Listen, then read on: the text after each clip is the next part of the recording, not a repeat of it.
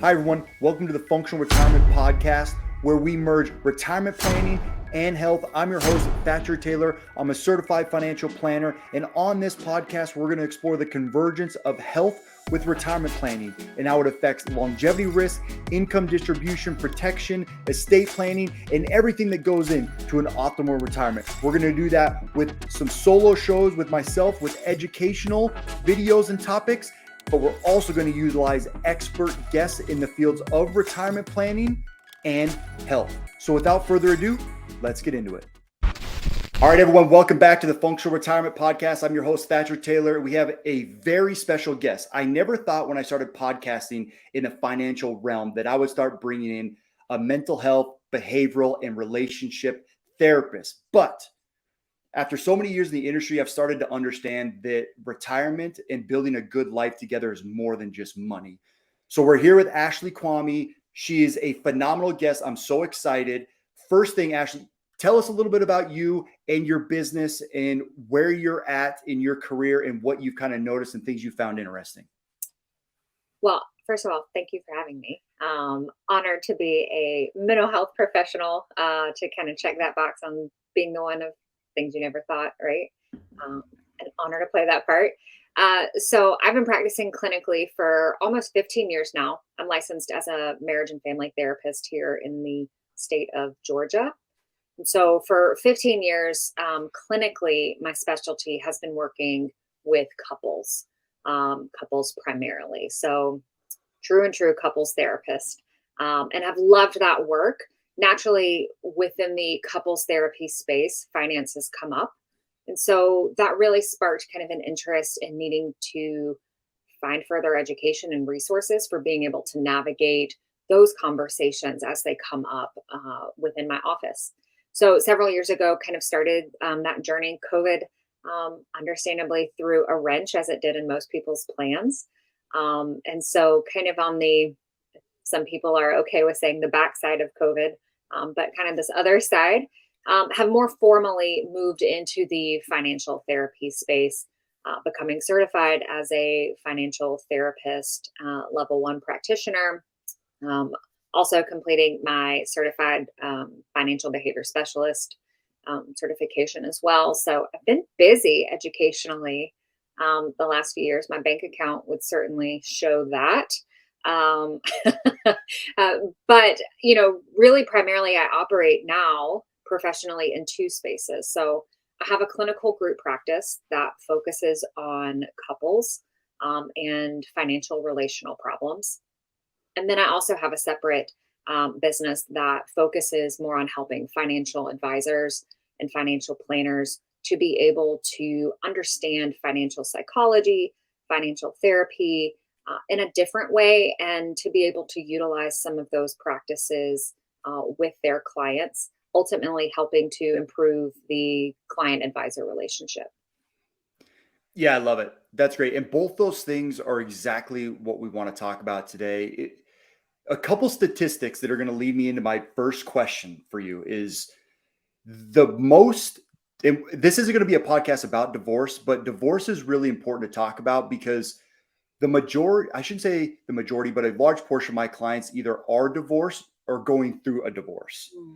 And the older we get, the most divorced population within our society group is baby boomers right now. Statistically, it says the percentage of adults who divorce between the ages of 55 and 64 is statistically the highest at 43%. So this is so interesting to me.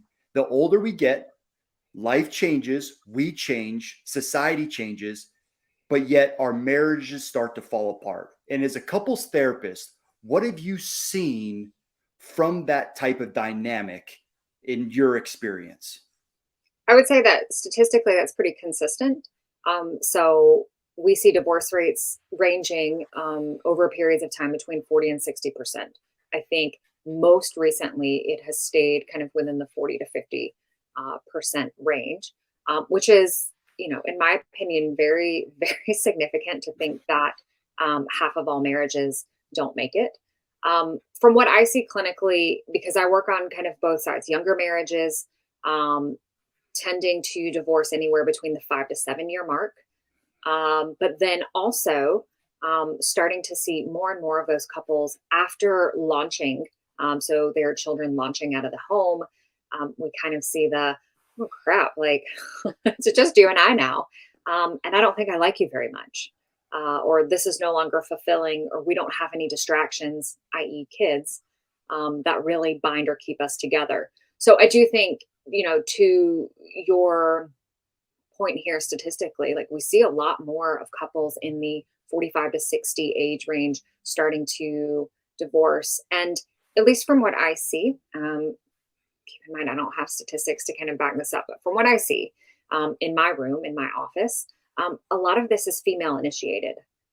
Females are, starting to feel a little bit more empowered, wanting to go out and explore, things that maybe perhaps they weren't able to or feel like they were able to do with children in the home.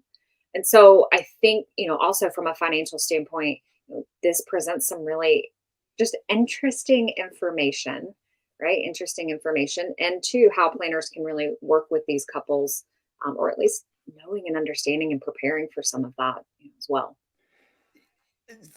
Absolutely. I love it. So the launch piece is something I'd like to come back to. And not just because I think of the movie Failure to Launch with Matthew McConaughey, not just because of Uh, that, it's amazing. but amazing. Laugh at it all the time. But we're going to come back to that because there's something I want to talk about that. But specifically, tell me a little bit more. So you're in these sessions, you're meeting with all these couples, different ages. Besides the failure to launch portion, tell me some other things that you are coming across that you're seeing in some of your sessions that people might see in their day-to-day life. They just haven't made it to therapy yet. What are some things that people should start thinking about? Yeah, I think that in that age range, and I'm talking here kind of 45 to probably 55, 60 ish, because that's now age range wise where we see a lot of kids launching. Their parents are in that age, right? In the 45 to 60 age range. So a lot of the issues that start to come up, it's not just communication. I think that that's somewhat, it's too general, it's too broad. Some of it is, am I fulfilled, or is this how I want to spend my life? I have a vision, I have dreams for how I want to spend my time now that I have quote unquote more freedom in my day to day, not having to worry about kids. Some of it is difference in financial related goals, especially as couples start to move into retirement. These are peak earning years for a lot of professionals. Kind of that 45 to 60. So there's a lot more sometimes discretionary income there that couples have, and for some, they're not on the same page when it comes to how they want to spend that time, and if this is the other person they want to spend it with, which is heartbreaking. I know I'm kind of laughing, but it's heartbreaking, a heartbreaking realization. I've worked with couples where, from a place of spending, more along the lines of frugality, there's vast differences there. And while that may not have been an issue, again, when kids were in the home because there's a lot of distractions, now all of a sudden it is an issue. It's a major issue, right? So things like that are what I see, um, as well as maybe lingering resentments from the past. You did this, you hurt me here. Uh, kind of, I say, kind of run of the mill type of couple stuff. Now, all of a sudden, there's a lot more mental time and space, and those things start to resurface, as well as just present issues. Perhaps maybe couples that don't know how to communicate or haven't been communicating around money specifically. Now, all of a sudden, everything just is at the forefront and feels a lot bigger. Yeah, I can absolutely see that. Think about it like this. You only have so much bandwidth in your mind, in your brain. And when you have kids, you're being stimulated all the time. You wake up and it's kids, then you're kind of working throughout the day. Then kids come home from school and you're going to activities. On the weekend, you're with kids. Everything's around vacations with kids or how to take a vacation without kids. So with children around, you're so stimulated. You're running out Yeah. of bandwidth. And then, yeah, they leave the house. Maybe they go get their careers and their families. And now I could totally envision myself sitting there thinking, wow, I actually have more room to think about all this a little bit more. And you start to perceive yourself. But also, I think that there's something that happens kind of behind the scenes where there's so much change and development that you don't even really get a chance to realize. So you get to stop and think about it. And then all of a sudden, it's too late. And you're like, this isn't what I want anymore. That was great. We raised kids, but I want something different. So going back to the communication portion, if you're going through that process or you're limited on bandwidth, nail down communication a little bit further. Because I agree with you, it's too broad. Communication means so many things that it could be the tone or how you communicate or when you talk. Are you talking in a healthy environment or are you just yelling at each other? Like there's so many things that come into it. So talk a little bit more about communication, how people can utilize it properly. So some of the basics that I talk about with couples stem a lot from Dr. John Gottman's work. I consider myself a Gottman groupie, but a lot of it stems from his research. And so just kind of my little rundown of things, that I like to talk to couples about. Please and thank you go a long way. I find that they are really underutilized in relationships, really underutilized. So let's get back to the basics. Say please and thank you to your partner. Thank you for doing the dishes. Can you please get me a glass of water? Right? I find that the further we get into marriages, the more there's this sense of entitlement, right? Like I shouldn't have to do those things. Or even assumptions around my partner should know what I'm thinking. There's a lot of judgment, right, that comes in with that. So if we get down to like communication basics, say please and thank you, right? Continue to foster the friendship, right? Ask questions. Dr. Gottman talks a lot about building love maps, and from a place of friendship. And again, like couples, the further they get in, really kind of beyond that 5-year mark, they start to think, well, I know all these things about my partner. Well, no, you don't. Case in point. So I told my husband, we've been married now 15 years. We started dating in college. I told him in college when we had no money, right? Don't waste things on flowers. Like, don't buy me flowers, right? Don't buy me gifts, right? Take me to go do things. Let's go experience, right? Life. That was a value that I had. Well, fast forward, right? We've got 2 kids, 2 businesses, right? I want flowers now. Yeah. I want flowers and I want gifts and I want you to tell me I'm pretty. Like those are the things that I need. I didn't need those when we were 19, right? I felt really confident. I felt really confident about my mom, or I didn't have a mom bod then, but felt really confident about myself in a lot of ways. But fast forward, like things change, right? And so if I'm not communicating to my partner that those things have changed, if we haven't updated our love maps, as Dr. Gottman calls them, right? It's going to create resentment and friction within that relationship. So communication basics, say please and thank you, right? To your partner for the basic things, right? Ask questions. Who's your best friend now, right? Is your favorite food still, X, right? What are some of your hopes and dreams, right? Continue to have those questions, right? From time to time. And then, really the other one comes into how we fight, how we argue. All couples argue, all couples fight. It's not whether you fight that matters. It is how you fight. That makes a huge difference when we start talking about divorce rates.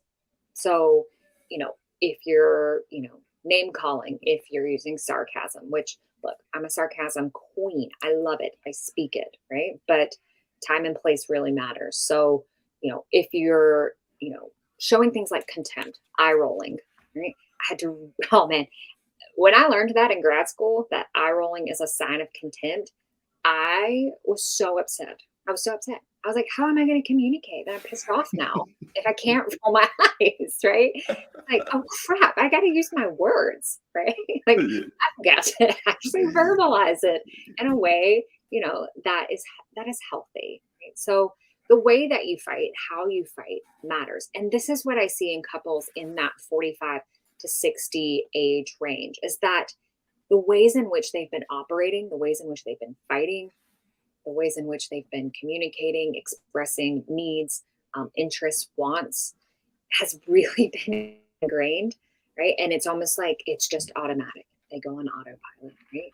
And so having to unlearn those habits is really hard. It's really hard. So if you're a couple, right, and age range, if you're looking at like kind of 25 to 45, right, kind of in that age range there, be proactive in learning some of these basic communication, um, ways of operating and engaging, because, the more habit, the more that muscle you can build, it's going to serve you well far beyond, right, kids launching out of the home, moving into those retirement years. Absolutely. So many good nuggets from there. But so these podcasts go out on YouTube. So people probably saw me turn around and go to my shelf and grab John Gottman, The Yeah. Seven Principles of Making a Marriage Work. Yeah. This is like gold. The reason I really like this one is because he brings some science into it. And his whole shtick is he has a certain level, up to like a 90% accuracy rate of being able to sit a couple down, watch them interact, and predict whether or not they're going to last. And Yeah. his prediction level is like 90%. And some of the things he talks about is like eye rolling, how much condescension is within each other's voice. It's not just like being sarcastic or kind of talking smack to each other or getting into an argument. It's like, is there condescension where there's like a loss of respect, like those types of things? But this would be a good place for people to start, because here's what happens with me is you get into these situations in life and you got to have a resource, Yeah. because you get stumped trying to figure out or sift your way through, whether it's marriage or whether it's financial planning or whether it's fitness, whatever it is, you get stumped. I'm so glad you name dropped him, because in the finding good books to read about working on your marriage, there's so many out there. Finally, I stumbled onto him. So I love this ways to communicate with individuals. So it seems like there's a time that, and it should be a deliberate time where people should sit down, and we know that our kids are leaving school in maybe 3 years. I Yeah. think there's a time, kind of like financial planning or retirement, that you need to start sitting down with your spouse and starting to kind of revisit this stuff before it's too late. So like people say, the window of time before retirement is get started. You should get started years before, but 5 or 10 years prior, you really need to start honing it in. The same thing is when life starts changing, I think it should be time to deliberately sit down and start reconfiguring where you're at in life. Is that right? Yeah, I would say so. I think those middle school, when kids are kind of in those middle school-ish, right, kind of years, right? So then you're talking kind of the 4 years until really graduation. That's a great time. Here's another great time, before you have kids, uh, while you're pregnant, right? If you can, Mm. right? Because things change. The first 3 years after a child is born, marital satisfaction declines significantly. And if anyone has had children, they know why, right? It's 100%. like, 100%. I mean, you're in survival mode, right? Let alone if you start having multiple children. So, if you're able to, and I know not all of us have, maybe the luxury, the finances to be able to do that, but before you have kids, make sure you get some of the basics right. Another great time, elementary aged, right? Kids are a lot more independent, have a lot more autonomy, right? So, I mean, actually, you know what, if I'm honest, I really can't think of a bad time to just start going to, maybe to couples therapy, or at least doing some self exploration around trying to improve the communication. But those are just some natural time periods where I find couples starting to come in, right? Whether it's before they're pregnant, or while they're pregnant, before they have kids, elementary age, kind of late middle school. And then really it's right after kids launch and go out of the home. So there's never a bad time to go. Really, it just takes both partners being intentional and proactive, hopefully. And Yeah, have for a sure.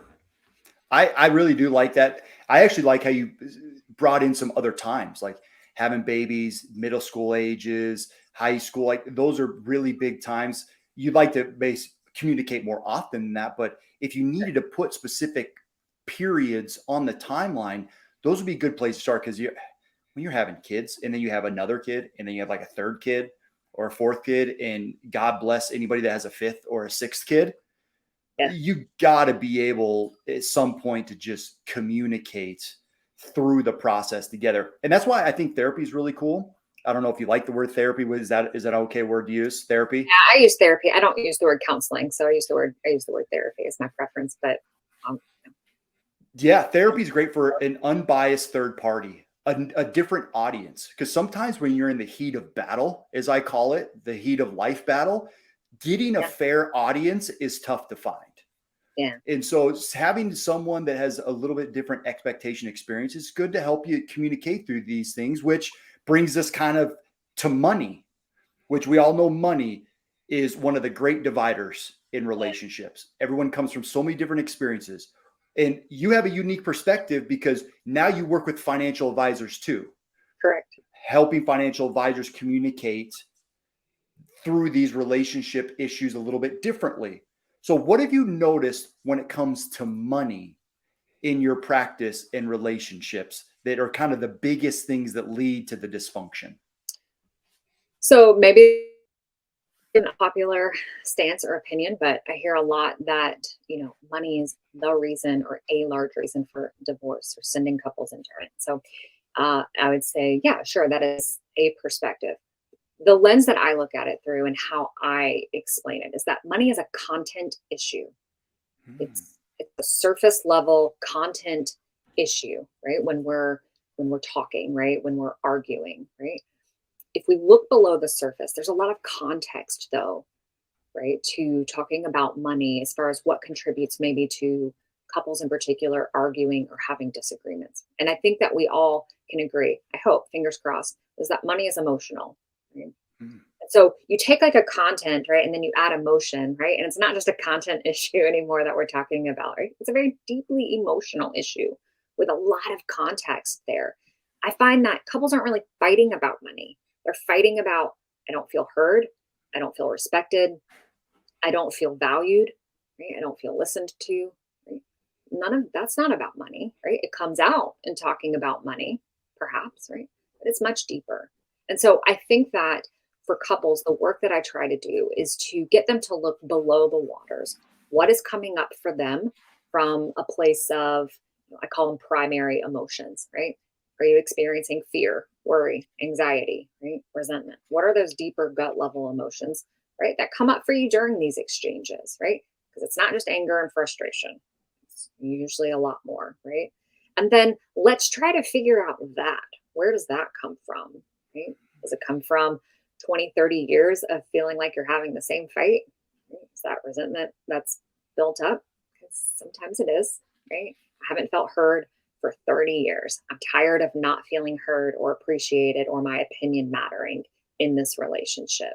And if that doesn't change, deuces, I'm out, right? Like that, like it, couples come in and say, we can't agree on money. We're fighting about money. We don't agree on spending. We don't agree on this. It's not really what they're fighting about. So that's what I see. That's the lens that I look at it through. Money is a content issue, right? There's a whole lot more context there that informs the reasons why couples are arguing or not able to get on the same page.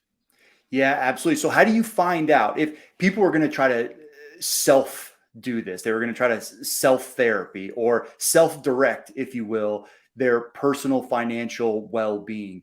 What should they start doing? How should they start digging in and start to figure out what that content or context may be? Because I agree with you, experiences and all the other things we kind of discussed up to this point, they really come into play. How can people start self directing their self help? So I have a very simple process. It's called Think, Feel, Do. And it stems from some of the work of Dr. Sue Johnson in emotionally focused therapy, which, apart from Gottman's training, I've done a lot of training in that as well. And so it stems from that. So how Think, Feel, Do works is you take a situation, you take an interaction, maybe if this is a couple, right? A recent argument that you've had, whether it's about money or not, doesn't matter. And so you think through that. And so I'm a writer. So I think writing is helpful, right? Mhm. Getting kind of pen to paper, right? Thought to paper. And so I'll have my couples like, let's write out for think. What were the thoughts that were going on in your head during that argument, right? Or at the start of it, right? Was it, oh, here we go again. Right? This is happening again, right? Or I don't really have time for this, right? I don't want to do this anymore, or I'm not going to be heard, or, right? What were the thoughts that you were having? Literal thoughts. Right? So let's do that. Then we move to feel. What emotions were coming up for you? This is where a lot of people get stuck because they say, well, I felt like in that situation, I was right. That's not a feeling. Let's name some emotions: sad, happy, worried, scared, frustrated. Get a feelings wheel, right? If you're not very robust in being able to name emotions, get a feelings wheel. They have those. Pretty cool. But name the emotion that you were experiencing. So was it, I felt nervous, I felt worried, right? Great. Write that out. And then do. What did you do? What was your response? Right? So I thought, here we go again. I felt very frustrated. I felt very annoyed. And so my response was to interrupt and snap back at my partner. That's what I did. Or to criticize them, or to try and tell them that they were wrong. Right? Some of that takes some awareness and humility and being able to name how you responded. Right? But if you want to go deeper, just in understanding what all is there, think, feel, do is a fantastic exercise in being able to help really understand the context that I was talking about earlier. But it's also helpful for your partner understanding what was going on for you in that moment, right? Because what they saw on the outside was that you criticized them, that you were telling them that they were wrong, right? But what they didn't see is that you felt anxiety and anxious, right? And nervous underneath the surface, right? You didn't see that because all you saw was their frustration. So it's a really helpful exercise just in couples being able to do that can expand, right, their knowledge, right, around what is going on for each partner. This is something that I do with my couples. So it's a lot easier because, as you said, I serve as kind of a facilitator, Mhm. right? Safe place. At least that's the goal, is for it to be a safe place. So sometimes having that conversation can be easier. But, if you're not feeling up to doing this with your partner, you can do it for yourself and helping to understand, you know, how that happens. If you want to take a next step, try to figure out where that comes from. When else in my life have I felt this way and reacted? Does this come from childhood? Is this what I saw my dad do? Is this how Mhm. my mom reacted? Right? Because some of it might be learned, some learned behavior as well. So I could talk all day, right? Kind of about this. But if we're wanting just some practical, kind of easier, right, steps that couples or individuals can start to do, I would start there. Yeah, that's awesome. And especially, you mentioned start working on that because I feel like this think, feel, do practice is exactly that, a practice. So it's It going is. to take development and time, especially when you're trying to unwind emotions that have maybe been cultivated for years. It's not like you're going to be able to reconfigure them immediately, but using something like this that you can take with you and start to work on it on a day to day or week to week basis when the situation arises, I think is really important to start working on it now. And yeah, you're already going to be coming back for part two. So we don't know when that'll be, but part two will be coming here soon. Sounds great. So other than think, feel, do, which I think is great.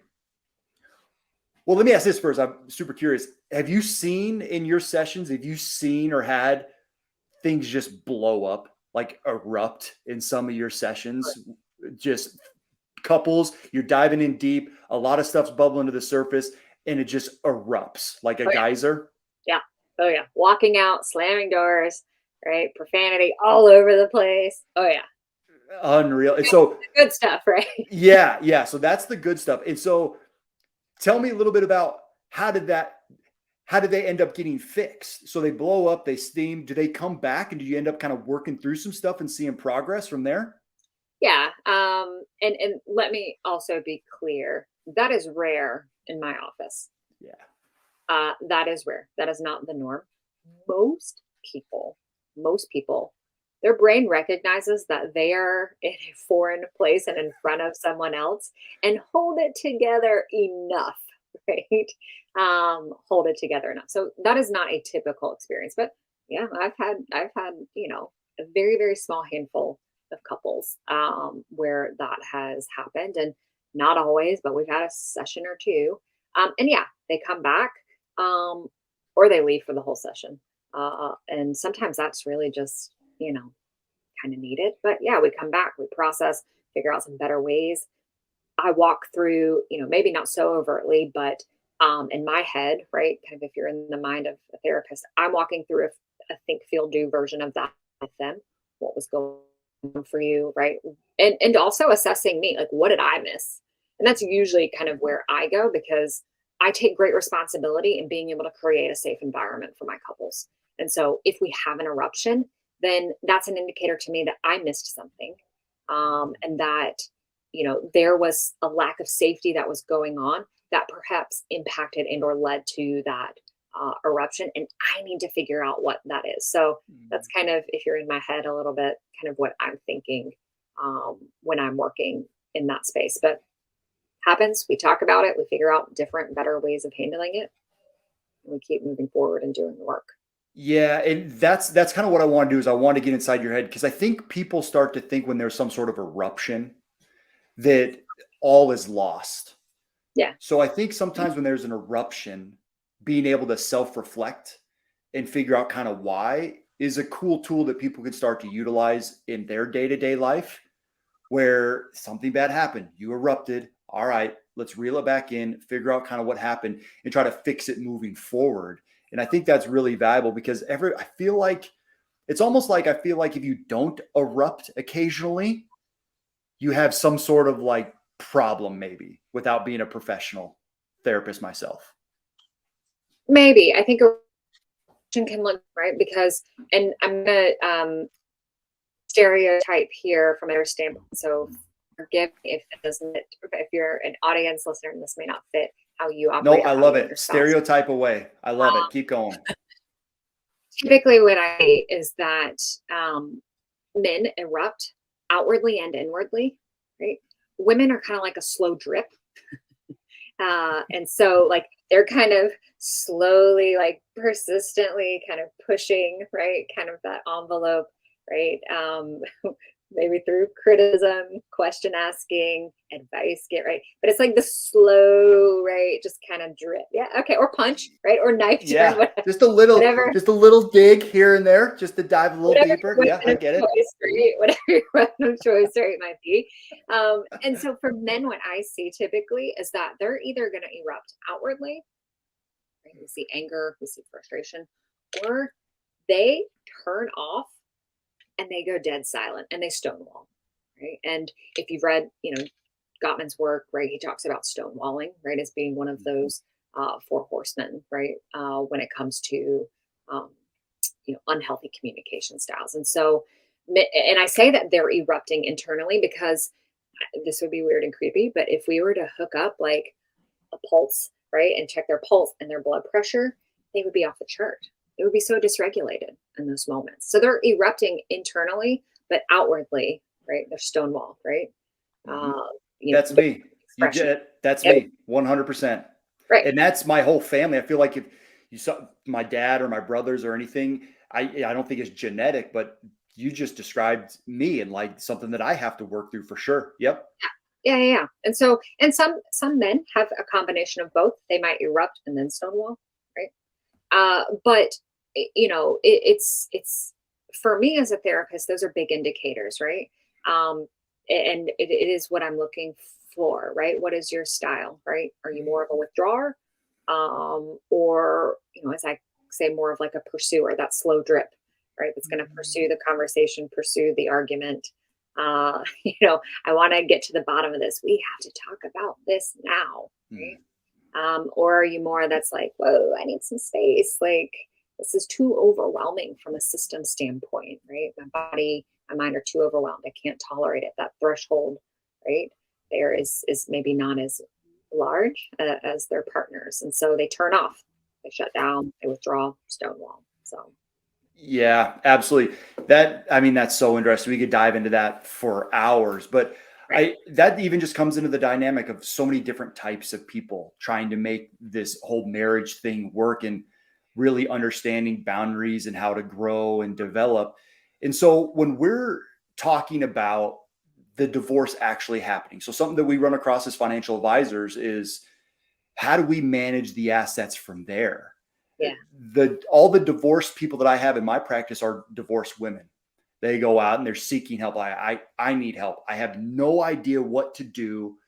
My husband took care of everything, and now I got this money, and I have no idea what to do.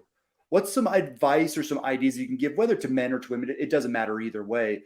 once the divorce happens or the separation happens, what's your thought process? How do you really work on your mentality and your thought process moving forward? I first and foremost recommend therapy. Yes, I'm Mm. biased, but spend a year in therapy, right, at the point of separation and or divorce. Just spend a year, because there's a lot of transition points, not just physically but mentally and emotionally. You need to go through 4 seasons, uh, really. Anniversaries start to come up, dates, right?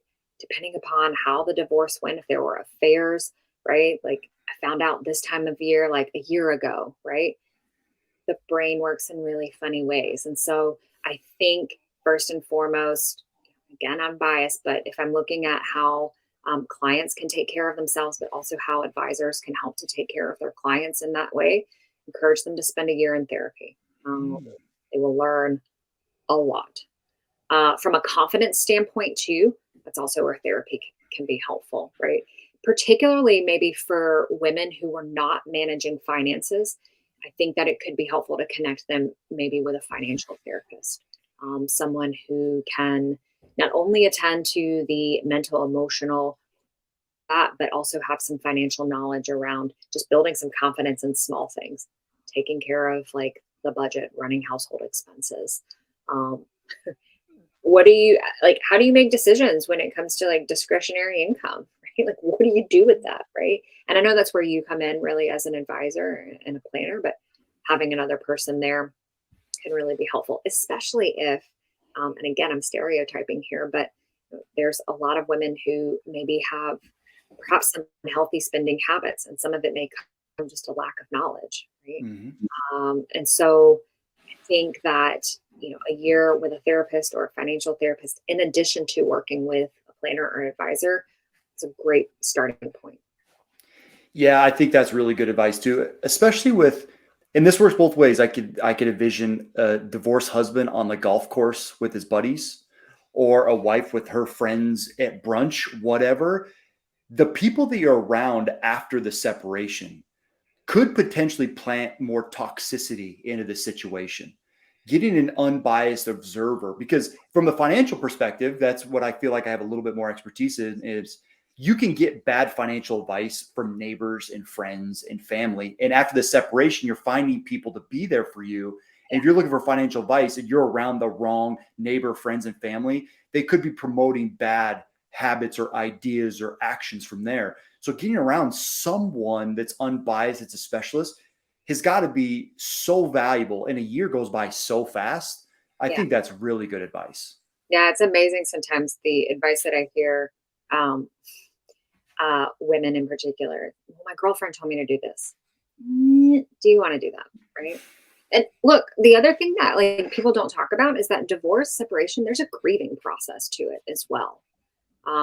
There's still some attachment to that other person, right? Even if they ran around on you and did you wrong or dirty, there's still an attachment there. And that takes some time to really unwind that. And there's a grieving process, not only to letting go of what was, but also letting go of maybe perhaps the future that you envisioned with that partner too. And so having, as you said, spot on, like an unbiased, right person, at least in regards to their life, can be really helpful in guiding that person, right, maybe into not taking missteps in a direction that may not serve them well. Yeah, absolutely. So we've talked a lot about divorce. Let's try to raise the temperature a little bit about the couples that are still together. Because Yeah. say you're staying together, you're not getting divorced, but you're making it through and you're getting closer to retirement. Those questions are still there. Yeah. Like I ask all the time. I try to ask. I've asked it a million ways, it seems like. But you're meeting with somebody, they're 57 and retirement's around the corner, and you ask them, what is retirement to you? Or what does it look like? What's the vision? What are some things that couples can do? We kind of touched on this already, but what can they do to start really fine tuning that vision? And the reason I'm asking this is because you mentioned usually a lot of this money stuff is content and context. So it seems like couples need to be a little bit more, they need to dive a little bit deeper into how they want to use their money in retirement. How should they do that? So one of the things that I encourage couples in this time period is think shorter term, right? We're talking 55, right? 55, maybe 60, whatever that is, but think shorter term. Couples who are in their 20s, 30s, or maybe even like early 40s, that time horizon, we start thinking 10, 20 years. But for aging couples, 10, 20 years might be where they're knocking on death's door, right? Mm. So with the risk of health concerns, right, that come into aging couples, mobility issues, things like that. I think it's important for couples to think shorter term. Let's think Mm. the next 5 years. Right? So, how do we want to be? What do we want to be doing the next 5 years? If one or both are still working, right, that might come into play from a pre-retirement standpoint. But what do we want life to look like the next 5, 7 years, right? That time horizon, I think where couples can get really trapped and caught is that they're still thinking really long term when they need to be thinking shorter term. Case in point, working with a couple and they were thinking long term kind of time horizon. When we retire, we're going to be taking cruises and trips and we're going to be doing all of these things, right?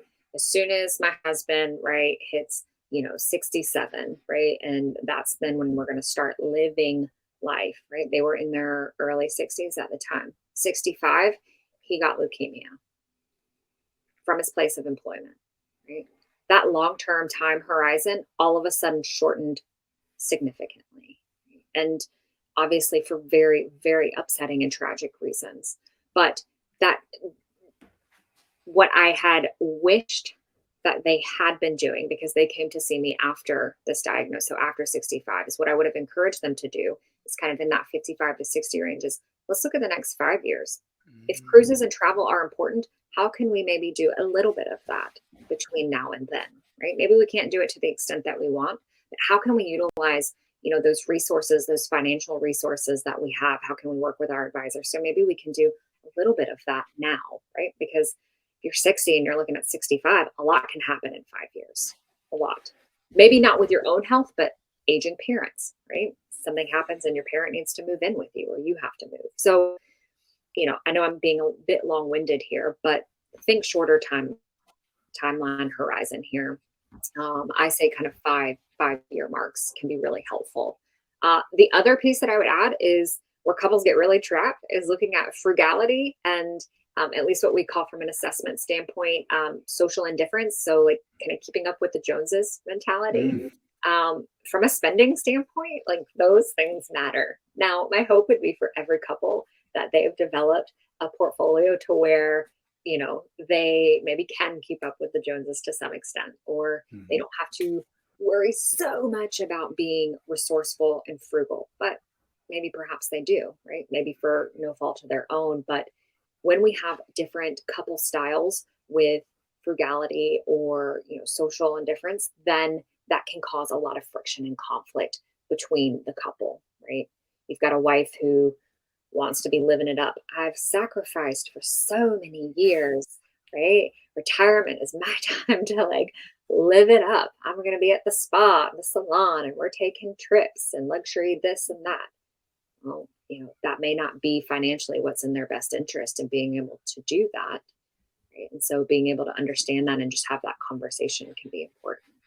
Yeah, it's such an interesting perspective because advisors like me, and the majority of them, they're always thinking long term Yeah. because they want to protect. And I talk about it all the time, and just about every post I make, it's about longevity risk, the risk of outliving your money because people are living longer. And then a lot of people I work with are within the CrossFit or fitness community. And so they're potentially going to have a longer lifespan.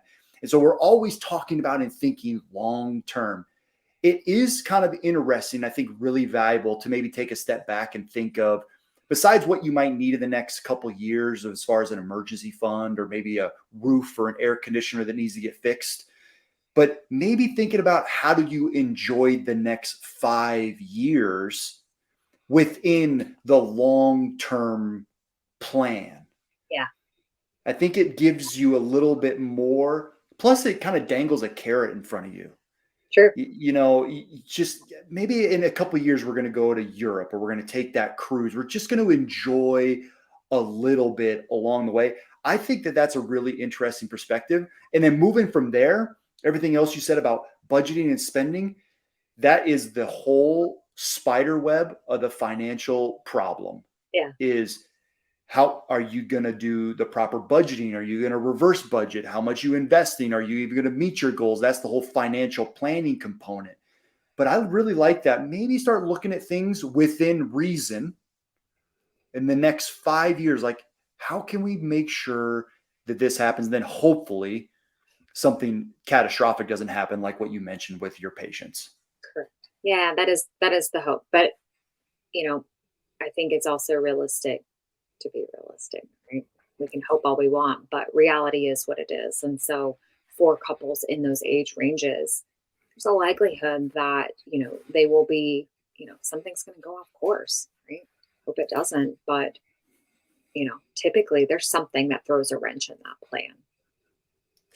That's right. Yeah. And just to throw this in there, make sure to check your insurance policies, long-term care, disability insurance, stuff like that. As far as getting a little bit more technical, Sure. like if those things happen, just make sure you and your family, like life insurance, are protected, because odds are something bad could potentially happen. So one of the things that kept popping in my head was Social Security. So one of the big Social Security decisions is, how long do we think we're going to live? Like, if you think you're going to live longer, maybe delay Social Security. If you don't think you're going to live longer, maybe take a little bit earlier. And it's completely fine. Everybody's situation is different. But a lot of that comes into health, like how your body is functioning and operating. So one thing I wanted to ask you is, because everyone talks about it everywhere on social media, you hear it all the time. Everybody's a therapist from their couch or from their garage or from their gym, about the idea of physical fitness and mental health. Tell me a little bit about your experience and how far you even dive down this rabbit hole, about people that you've met with. And it can be anecdotally, it doesn't have to be statistically, about physical fitness and health helping that mentality. And how I even think about it is, does that type of person that really chases their physical fitness and their health, which means they're fine tuning weak areas, they're willing to maybe push a little bit harder, do you see that person with that mentality take some of that activity into their relationships as well? So tell me a little bit how that kind of plays in physical fitness and mental health and relationships. Yeah, I do talk a little bit about that with clients. I probably don't go into too much detail just because of the scope of my work. But when I talk about it, I talk about things that benefit the brain and what is good for our brain health. Certainly, physical exercise absolutely is good for our brain health, right? So is having purpose, so is having community, and so is having relationships, learning, right? And so for couples who are in kind of this, 55, 60 and up age range, these are important things to be factoring, right? It's not healthy from a brain or physical standpoint to be sitting down all day looking at TV, right? Watching the news, right? Scrolling your phone. That is terrible for your brain. Your brain is already starting to degenerate, right? Let's not speed that process up like any further, right? Get out in the sunshine, go for a walk. I read a study and I wish that I knew the numbers to it right now. But I read the study that grandmothers who caretake for their grandkids, and I can't remember the exact kind of time frame or amount, were shown to live a lot longer, right, than others. So there's this idea of having, I think, purpose, but also for older generations, surrounding yourself around younger people, right, too, whether it be grandkids, right, but also having purpose. Pets are really good for that too. It gives you that sense of purpose, something that gets you up. You have to have responsibility and routine. So when I talk about health or mental health, physical health, it centers around how can we help keep this fantastic, brilliant organ of yours, right? That's in between your ears. How can we help keep that healthier just a little bit longer, right? To maybe extend life, right, for you. And with cognitive decline rates being kind of what they are, your body might be functioning, right, healthy, but what if your brain isn't, right? Is that really a quality, right, of life? Is that the quality of life that you want, right, to be having? So that's how I approach things. Let's do things that are good for your brain. Read books, do crossword puzzles, right? Engage in community activities, Take care of your grandbabies if you have any. If not, you can come take care of mine. Welcome, more than welcome to come take care of mine. Be an adoptive grandparent, right? But find ways to involve yourself that keeps that brain thinking and being useful.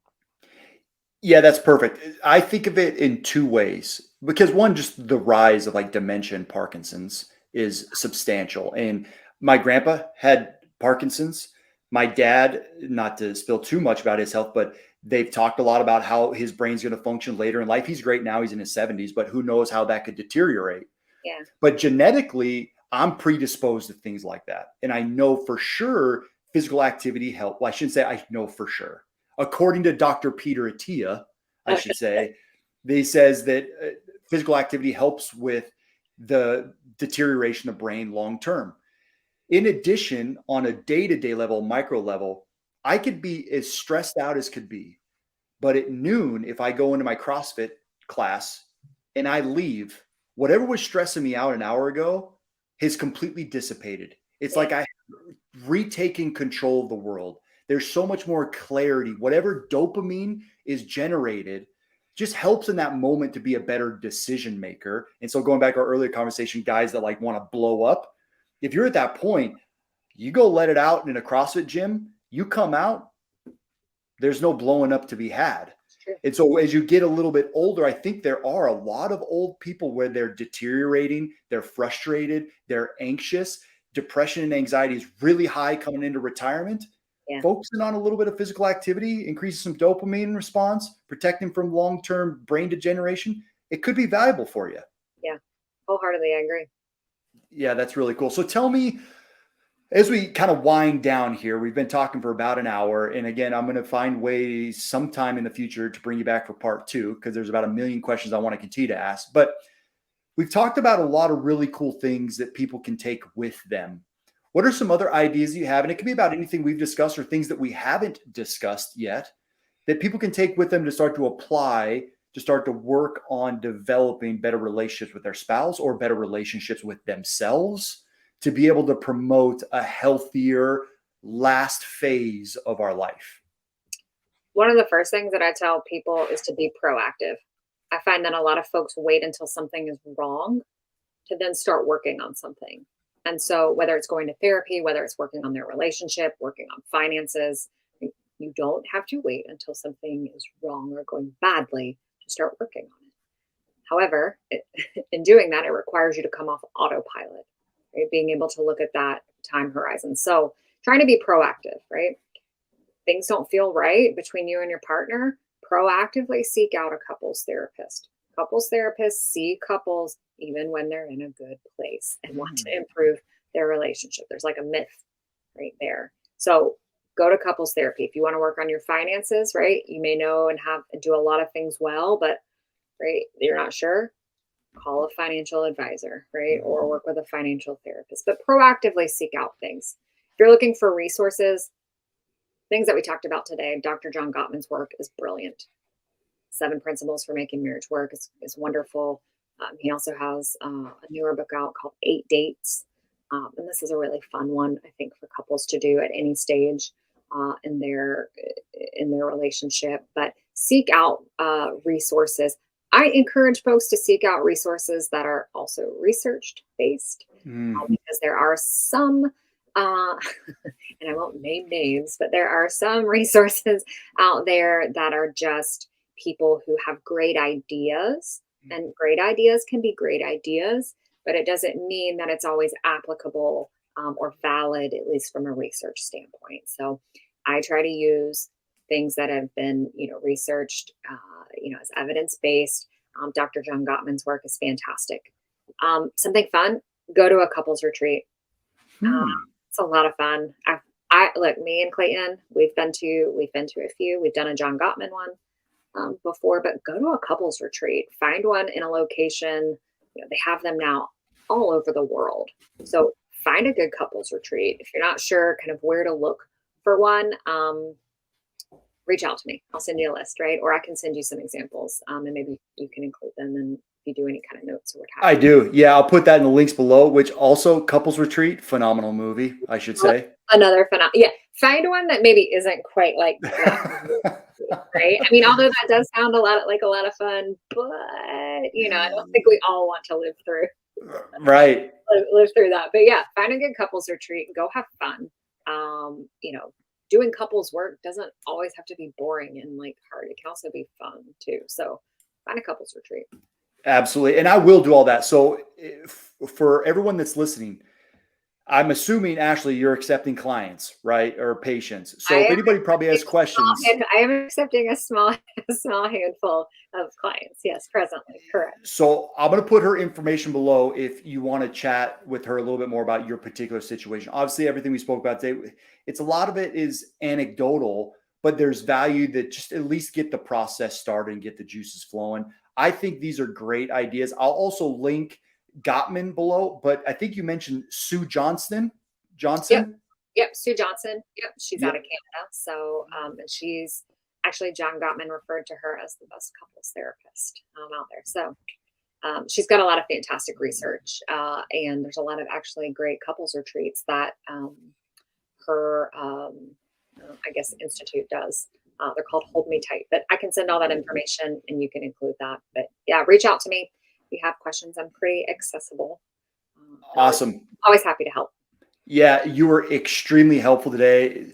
So interesting. I can't wait to have you back, but we've got a lot of good stuff to take with us.